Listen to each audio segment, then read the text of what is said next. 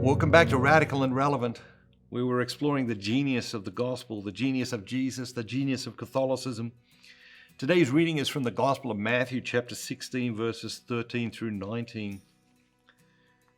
Now, when Jesus came into the district of Caesarea Philippi, he asked his disciples, "Who do men say that I am?" And they said, "Some say John the Baptist, others say Elijah, and others Jeremiah or one of the prophets." And Jesus said to them, "And who do you say that I am?" Simon Peter replied, "You are the Christ, the Son of the living God." And Jesus answered him, "Blessed are you, Simon Bar-Jonah, for flesh and blood has not revealed this to you, but my Father who is in heaven. And I tell you, you are Peter, and on this rock I will build my church, and the powers of death shall not prevail against it.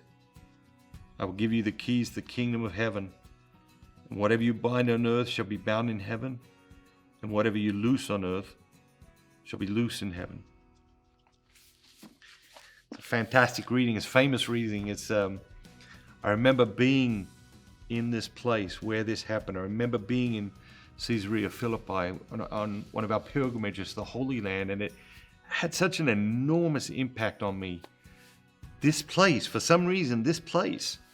And I ended up doing whole talks just about this one reading, writing whole chapters in books just about this one reading, which I call the Jesus question. Jesus comes to his disciples and said, "Who do people say that I am?"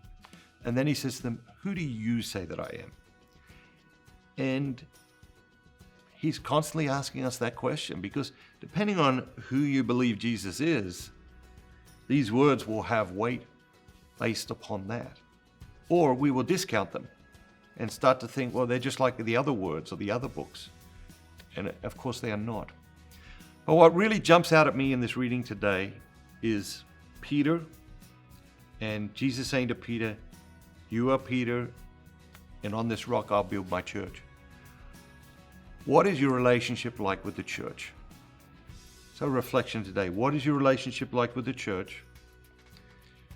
What do you love about the church? How has the church broken your heart?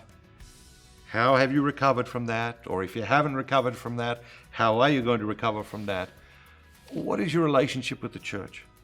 Because very often we think about our relationship with God, but very rarely do we think about, okay, what is my relationship with the church? And I think it's important that we do reflect on that from time to time, that we do be honest about that.